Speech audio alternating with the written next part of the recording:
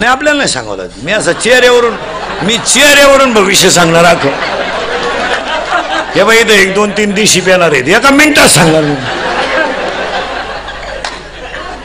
हे बाई इथं 2 3 जणांनी 31/12 साजरी केली परातीची, अजून डोळे टाईट आहेत त्यांची, बरं अजून सांग.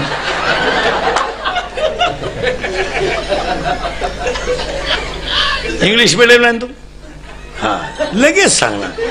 हे बाई सीमेला आहे, मराठी मिडियमला आहे ते. हा तू इंग्लिश 7वीला आहे ना? तू 7वीला आहे ना? हा हा लगेच सांगणार. तू मराठी मिडियमला आहे ना? इंग्लिश सेमीला आहे तू, इंग्लिश मिडियमला नाही सेमीला आहे तू. हा लगेच सांगणार. तू 10वीला आहे का रे?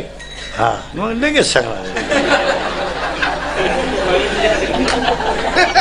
आपल्याला उगाच हेच उरकत नाही, नाही तर भविष्य एका मिनिटात सांगतो मी. असं हे बंद करून ते दुकान सुरू करावं लागेल.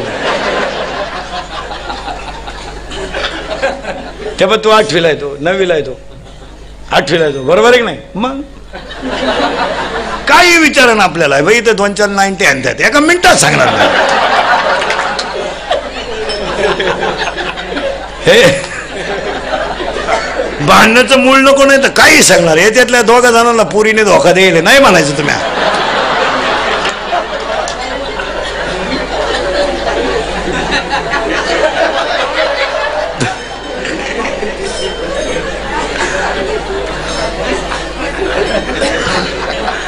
आपलं नाही सांगत काही. यांना वाटलं आमचं सांगत काय तुम्ही. अरे आपण पांडुरंगाची लेकरं आहेत, आपण आपलं कसं सांगणार? कारण वारकरी म्हणजे आपण सगळे एका पांडुरंगाची लेकरं. आपण कसं भेद करणार? आणि संप्रदायातल्या लोकांनी कधी ध्यानात ठेवायचं, संप्रदायातल्या माणसाला कधी नाव ठेवायचं नाही. ते एवढं पथ्य पाळायचं.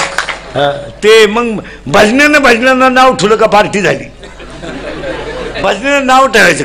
हे बा पाणी कुठून नाही निघाला तर सागराला जाते. ये जाऊन ये पटकन. बाटली बिटली घेऊन निघलाय तू.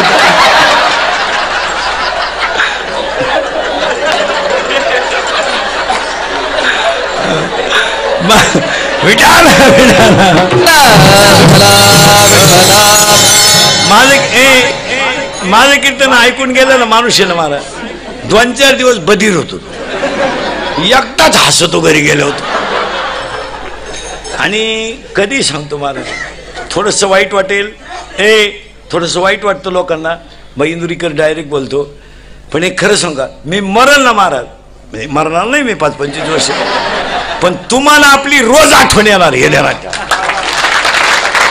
तुम्हाला. आता मला जेवढं नाव ठेवायचं ना तेवढं ठेवा. तुम्ही मला हलकट म्हणा, बेशरम म्हणा, घोडा लावा, मागं पुढं लावायचा, तोंडावर लावा, पण आपण बोलतो ते सत्तेचे हे ध्यानात ठेवा. कालही बी आजही बी उद्या. काळ वाईट आलाय. 50 बाया अशा बसलेत कीर्तनात आत्ता आज का तुम्ही तुमच्या सख्या भावाशी बोलत नाहीत अशा 50 जणी आहेत. लबाड बोलायचं नाही. मला नाव सांगायला लावू नका. मी नावा सगळं सांगायला कबूल व्हा.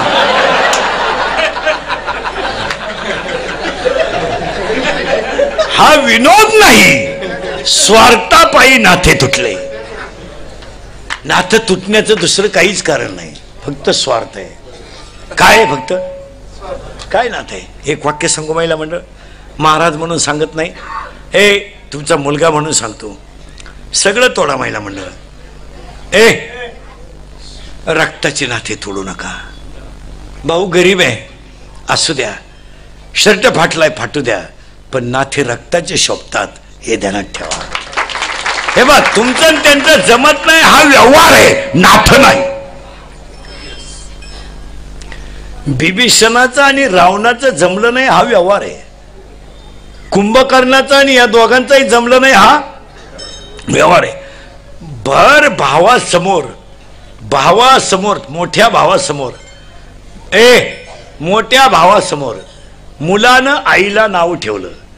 भरतानं आईला कैकेयीला नाव ठेवलं कैकेयीला नाव स्वतःच्या आईला, मुलानं नाव ठेवलं. हा व्यवहार आहे, पण नाथ तोडलं नाही त्याने. नाथे तोडू नका, सगळं मिळेल तुम्हाला. महिला मंडळ या 2-4 वर्षामध्ये लग्नामध्ये भाषाच्या मागं उभा राहणारा मामा सुद्धा बदलला. आता सक्का मामा वारला, आता एक नवीन अवलादीचा मामा तयार झाला आपल्याकडे, गुरु मामा. ही एक अवलाद आली कुठून, गुरु मामा. असा कपडे काढून हल्ला पाहिजे गुरु मामा, हलकट क्वालिटीचं.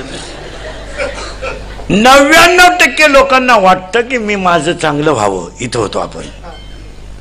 पण कपाळ म्हणजे काय त्याचं उत्तर सांगतो. स्त्री संघ जर समतिथीला झालं तर मुलगा होत असतो. स्त्री संघ जर विषमतिथीला झालं तर मुलगी होत असते. आणि स्त्री संघ जर आशु वेळेला झाला तर होणारी संतती रांगडी, बेवडी आणि खानदान मातीत घालणारी होत असते. पुन्हा बरळायचं नाही माझा पोऱ्या नालायक का आला आणि चांगला आला. टायमिंग हुकला का क्वालिटी खराब.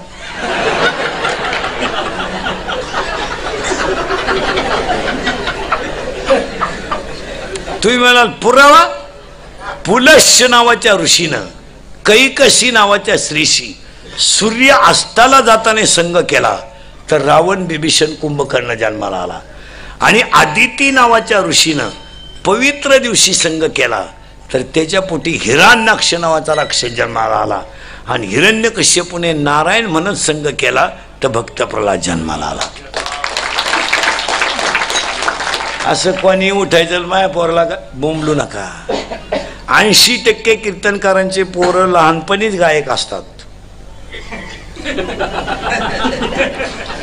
तुम्हाला दोघांना पोरग आहे का?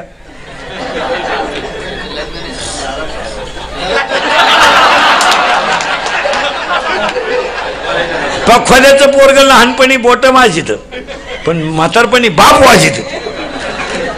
विनोदाचा भाग सोडा. स्त्री संघ झाला, नीट ऐका बरं का, परत कपाळ शिकायचंय. आणि स्त्री संघ झाला की स्त्री संघानंतर 21 दिवसानं हवेच्या बुडबुड्यापासून बाळाची वाढ सुरू होते.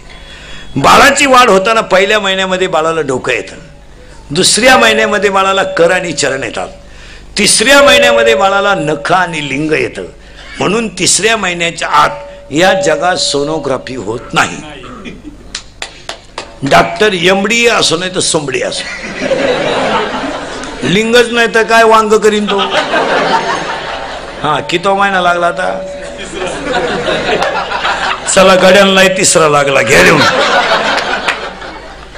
पहिल्या महिन्यात डोकं येतं. बारीक आहे का बरं का, भागवतातल्या 10व्या स्कंदातले मुद्दे येते. पहिल्या महिन्यात डोकं येतं, दुसऱ्या महिन्यात करचरण येतात, तिसऱ्या महिन्यात लिंग येतं, चौथ्या महिन्यात हस्ती येतात, 5व्या महिन्यात त्वचा येते, 6व्या महिन्यामध्ये महिला मंडळ बाळ फिरायला लागतं. ते जर उजव्या कुशीने फिरलं तर मुलगा होतो, ते जर डाव्या कुशीने फिरलं तर मुलगी होते. याला फायली घेऊन बोंबलत हिंडायची गरज नाही. उगाच बायको दवाखान्यात ज्ञान पंपाव विसरून या.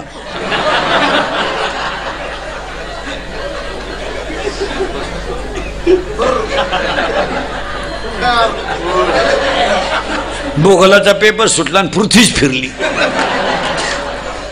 7व्या महिन्यामध्ये बाळाला सप्त धातू येतात. 8व्या महिन्यामध्ये बाळ पूर्ण होतं.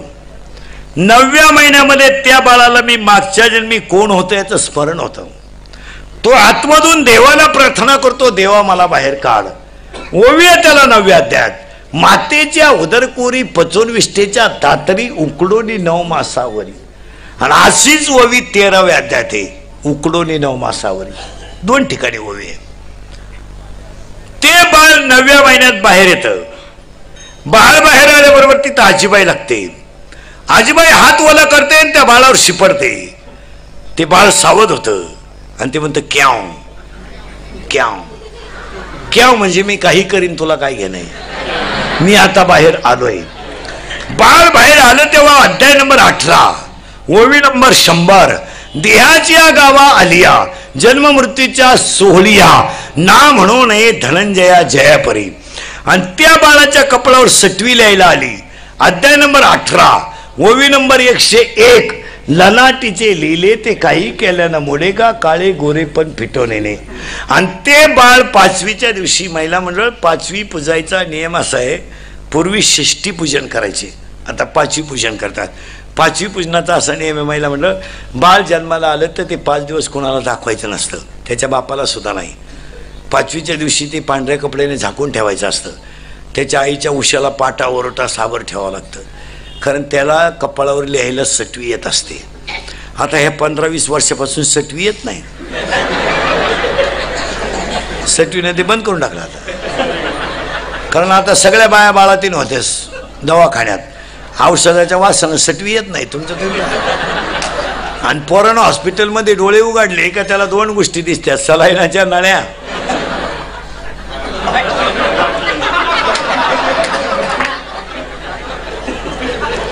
पोरानं 5वीला बाटली पाहिली, जे बिलागलं तर भाताव सुद्धा दारूच ओतली तेव्हा कावळ्याने डेअरिंग केली. ऐका, ते बाळ बाहेर आलं, आजीनं मांडीवर घेतलं. तुझं नाव काय? ऋषभ. अवघड आहे तुझं रे. हा, ओम सोपं नाव आहे. बाळ बाहेर आलं, आजीनं मांडीवर घेतलं आणि आजीनं त्याला नाव ठेवलं ओम. अध्याय नंबर 17, ओवी नंबर 329. उपजली या बालकाशी नाम नये तयापाशी. ते बाळ बाहेर आलं, आजीनं मांडीवर ठेवलं आणि त्याला ओम नाव ठेवलं. ओमच्या कपाळावर 5वीच्या दिवशी जे लिहिलं गेलं त्याचं नाव कपाळ. कपाळ म्हणजे नशीब, कपाळ म्हणजे लिहिलं गेलं ते. आणि कपाळ शब्दाचा तीर्थार्थ तिसरा अर्थ गाथ्यात असा आहे, कर्मे राम असा गेला, कर्मे दशरथ पुत्रयोगी मेला. जिथं तुम्ही जाल तिथं तुमचं कपाळ या शब्दाचा अर्थ कर्म बरोबर येईल. जिथं जाल तिथं. कपाळ म्हणजे नशीब, कपाळ म्हणजे प्रारब्ध, कपाळ म्हणजे सटवीनं लिहिलं ते, आणि कपाळ म्हणजे कर्म. पण आता याच्यातून तुम्हाला सुटायचंच असेल तर संत संगतीशिवाय सुटू शकत नाही. यावर आपलं मत काय? दुसरा पर्याय नाही. पर्याय नाही, पर्याय नाही म्हणजे त्या तोडीचा तुम्हाला त्या भवसागरातून ताडणारा दुसरा कोणी नाहीच. आता प्रॉब्लेम असा झालाय आत्ताच्या लोकांचा, संत म्हणावं कोणला, हा वादाचा मुद्दा झाला. 4 महिने वृंदावनला गेला, 4 महिने, 4 महिन्यात भागवत शिकून आला. काय बुद्धिमान माणूस असून तो. इथं आयुष्य गेलं आपलं अजून उरफाट्या व्हाव्या पाठीत. आता मला 26वं वर्ष लागलं महाराज झाल्याला. हलक्या हाती महिन्याला 70-80 धरा. 70चा महिना तर कसा आहे, तसं तर आता 90-92चाच काढितो. 90 तर आरामशीर काढले, 93च काढले डिसेंबर मध्ये. आता आहे महिना 90चा आहे हलक्या हाती. 2-3 दिवस तर 4-4 आहेत. अंतर काढल्यावर 4थही काढितो. हा पठ्ठ्या 4 महिन्यात भागवत शिकून आला. फुली कथा गावात, कथा रंगली, भागवत कथा रंगली. ज्या गावात कथा ठुली तिथूनच पोरगी नेली, कथात रंगली.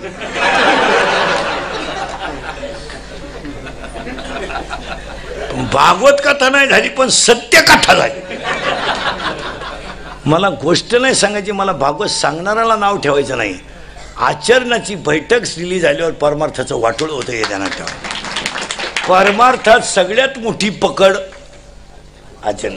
पाठा कमी असला तरी काय परीक्षा द्यायची नाही आपल्याला. मी एका अभंगावर शिकाडील, माझा प्रश्न राहिला नाही. पण परमार्थ ही पोळी आहे पण सुळावरची आहे. आणि संताची संगत उदय काळ आल्याशिवाय नाही. महाराज तुम्ही अभ्यास करा तुमच्या ह्या भागाचा, इंचगिरी संप्रदायामध्ये या 2 महात्म्यांचा भाग्याचा काळ उदयाला आला तर तुमचे संसार सुखी झाले. एक अभ्यास करा. येणे केने समजा लक्ष्मीबाबा असतील, महाराज असतील, कोणत्या तरी पुण्याईनं त्या साधूचा सहवास तुम्हाला मिळाला, परिणाम तुमच्या पिढ्या सुखी झाल्या. एकाचे कैवाडे उगवी बहुतांचे कोडे, हे घडत असतं. आता नुसते सप्ते करून चालणार नाही, नुसते कीर्तन ऐकून चालणार नाही. आता आमचा झालाय सांगायचा धंदा, तुमचा झालाय ऐकायचा धंदा.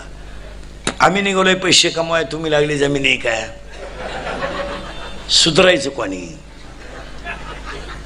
पाया पडतो तुमच्या महाराज म्हणून नाही, पण तुमचा मुलगा म्हणून तुम्हाला 2-4 मुद्दे सांगतो, ऐकाल? एक, महिला मंडळ तुमच्या पाया पडतो, फक्त 3 गोष्टी जपून वापरा. एक, पाणी जपून वापरा. पर्यावरण टिकवायचं असेल तर पाण्याचा वापर जपूनच केला पाहिजे. यावर आपलं मत काय? दुसऱ्याच्या वाट्यावर जाईपर्यंत तुझ्या नळाचं पाणी तू काय करीत होती? नक्की झोपली होती की तू? हांडा लावून दी, 3 शेजारीने शिगप्पा आणती, तू तिची आजच भेट झाली का? विनोद नाही हा. एक, पाणी जपून वापरा. 2, वीज जपून वापरा. एक दिवस या देशावर पाण्याचं आणि विजेचं संकट येणार आहे. कंपन्यांमुळे विजेची कॅपॅसिटी जास्त झाली. वीज जपून वापरा. आणि एक वाक्य महिलांना सांगतो, महिला मंडळ वाणी जपून वापरा. घरामध्ये जरा वयामानानं बोलत जा. तू काय तुझ्या बापाच्या घरून 10-12 ताटल्या 7-8 तांबे घेऊन आली, म्हणजे तू ज्या गिरदारी घेऊन नाही आली. आणि तुझ्या बापानं दिलेल्या कोणत्या वस्तू टिकल्या एवढं तरी सांग. कपाट घरात घालताना मोडलं, दिवाणचं तंगडं निघेलच होतं, आणि सोफा सेट वाकडाच होता. महिला मंडळ तुम्हाला वाईट वाटेल, तुम्ही कुणालाही बोला, पण सासू सासऱ्याला शब्दानं सुद्धा बोलण्याचा तुम्हाला अधिकार नाही. तुझा आणि तुझ्या सासू सासऱ्याचा काय संबंध येतो? काय संबंध येतो? काय म्हणून तुम्ही त्यांना बोलायचं? आयुष्यभर त्यांनी बिचारे आता हा उरणचा पट्टा, हे 15 वर्ष श्रीमंत झाले, तुम्ही आता कडक टोप्या घालून जरा वळवळ करायला लागले. काय होतं तुम्हाला 15 वर्षापूर्वी? तुम्ही बी टेंबा लावून खेकडं धरीत होते, तुम्ही कुठं शहाणे होते?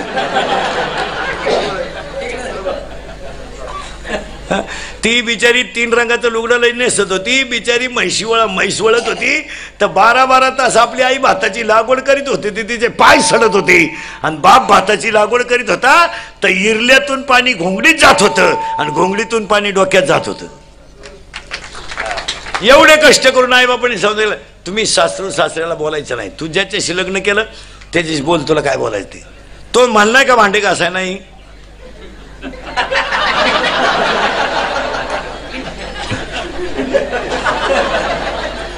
तो भांडे घासायला नाही म्हणलाय का? कपडे धुवायला नाही म्हणलाय का? कपड्याच्या नवरा तुम्हाला कशाला नाही म्हणला नाही? मग बोलायचं असेल. विनोद सांगू नाही, हे बाई पुरुष मंडळी यांच्या मुलासारखा मी. महिला मंडळ म्हातारी माणसं गरिबी सहन करतात, पण मुलगा आणि सुनबाईकून झालेला अपमान सहन करीत नाही. बोलायचं नाही तुम्ही सासू सासऱ्याला, तुझं तू पाहायचं. लहान पोरं पटकान एब्रिया इकडं बघा. सगळे आपल्या घरात पप्पा सगळ्यात जास्त कोणाला घाबरत आहे रे? मम्मीला. बास घ्या.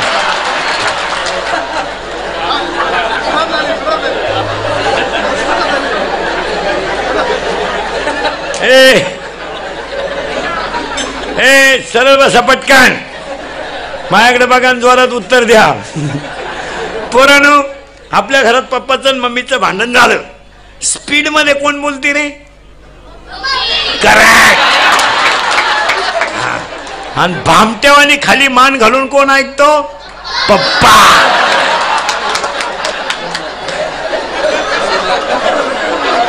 मग आपल्या घरात भामटा कोण?